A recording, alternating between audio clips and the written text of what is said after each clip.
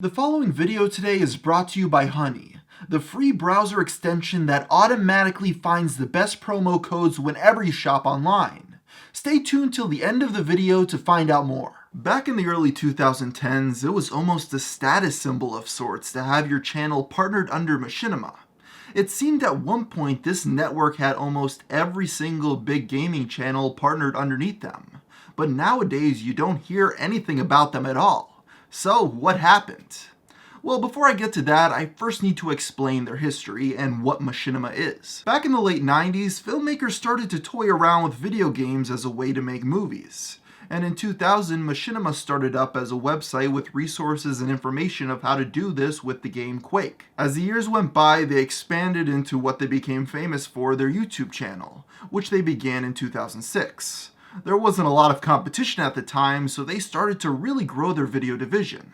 After this, they would get into a new and very lucrative market, YouTube networks. Let me explain exactly what these are. When YouTube first introduced the partnership program to creators, it was pretty hard to get in. Not only did you need to have a successful channel, but the type of content you made needed to be approved before you can make money on the site. Unfortunately for gaming channels, they were rarely approved for Google Ads. But this is where Machinima comes into play. While YouTube at the time didn't really want to deal with gaming content directly for legal reasons, Machinima started an MCN, meaning multi-channel network, which would allow you to monetize your gaming videos under them in exchange for a large chunk of your revenue. In many cases, if you made Let's Play videos, your choices were either to make no money at all, or agree to whatever contract terms Machinima offered you.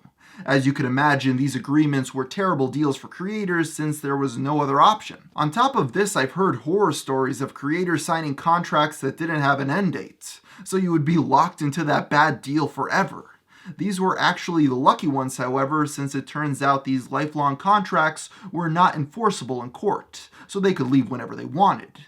This is when Machinima started doing 7-year-long contracts instead. To get people to sign up, I've been told that the Machinima recruiters would often promise YouTubers the world, and told them whatever they wanted to hear to get their name on the dotted line. After this, the harsh reality became very clear, which was they weren't given a lot of what people promised them. In the early days, this strategy was successful, and even when a few other competing gaming networks appeared, they were still getting people to join for the supposed status of being with Machinima. There's no doubt in this era, around 2011, they were making a lot of cash. It should be noted that the other benefit of joining Machinima was that you could have the opportunity to upload content onto the network's main account, with millions of subscribers seeing it, and you could share the ad revenue there. This was the main source of programming for that channel, and the non-stop stream of content allowed for it to stay one of the biggest channels on the entire website for years. So you might ask where things started to go wrong for Machinima. And I would say the problems began when they became big. From multiple accounts I've heard, the company wasn't very organized, with no clear channel of command in some cases for who creators were supposed to talk to for the supposed support they were offered. An interesting story I've heard that I'm not 100% sure is true is that PewDiePie joined the network when he was very small, but grew into the biggest gaming channel on the site while with them. The thing is, the people at Machinima, being so preoccupied with other things, didn't even realize he was partnered with them until he requested to leave. They had Felix in the network and didn't even realize it. In 2013, those perks that you could only get when joining an MCN started to go away.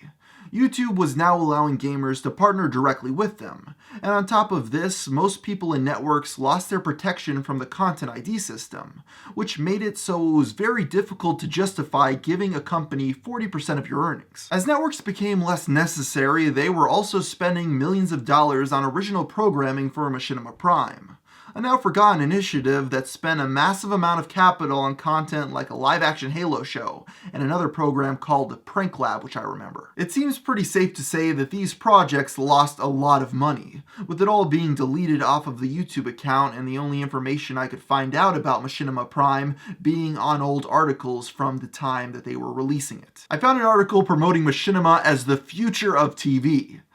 It wasn't. Even though by this point many YouTubers could see that Machinima's downfall was near, it didn't stop them from getting millions of dollars in investments from what I imagined being rich old guys that clearly didn't understand that they were putting money into a company that most of the community hated. Hate's a strong word, but at this point video after video was rolling out from big channels complaining about how much they despise Machinima. By 2016, the name that many proclaimed to be the future of gaming content seemed to be on the way out, at which point it was acquired by Warner Brothers to be rolled into their other online efforts. Eventually, running their own YouTube account, which was once the fourth biggest channel on all of YouTube, didn't seem to be worth it anymore, considering they haven't uploaded there in months. I honestly haven't even thought about Machinima in years, but I know they are still technically a network, even though I don't know a single person who's signed up with them. So why don't we take a look at their website? So what exactly does Machinima claim to offer people nowadays after a decade of bad press?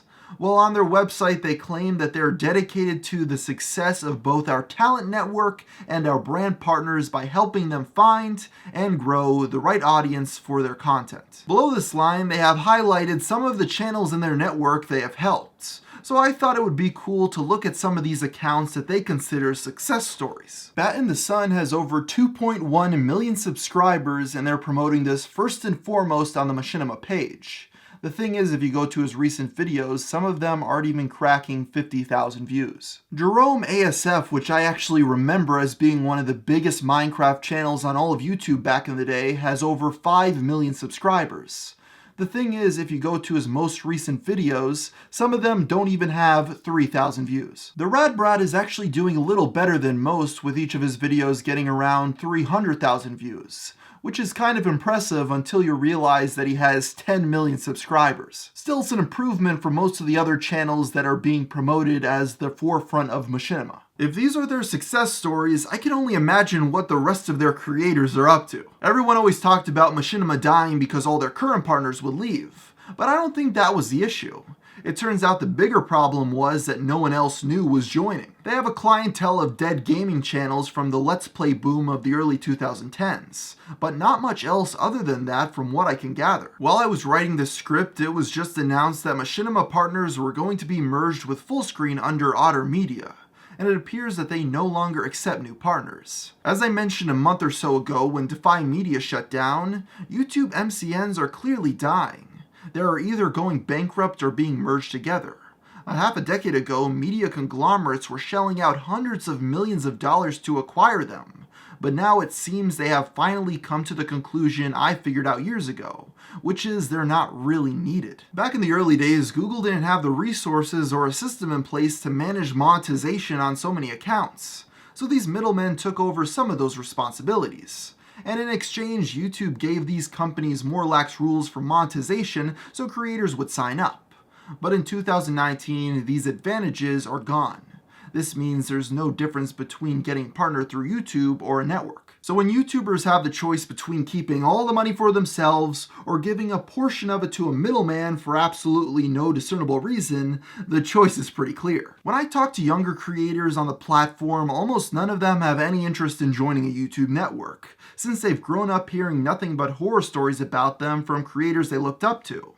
This little anecdote is really telling for what's going to be the future of Machinima and all other companies like it. Hey everybody, before I finish this video today, I just want to give a very big thank you to my sponsor, Honey. No one wants to feel like they're wasting money when shopping online.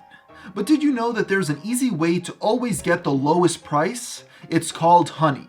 Honey is a free browser extension that automatically finds the best promo codes whenever you shop online. This means you always get the best deals without even trying for over 37,000 sites, such as Amazon, eBay, Best Buy, Newegg, Walmart, GameStop, and more. Whenever I go to buy something at checkout, I always use Honey to make sure that I'm getting the best deal possible. And oftentimes I'll get a discount of a major amount just by clicking a single button. It doesn't matter if I'm booking a vacation, buying pet supplies, or getting a new shirt. I always try out Honey before I buy. The only thing easier than using Honey is installing Honey.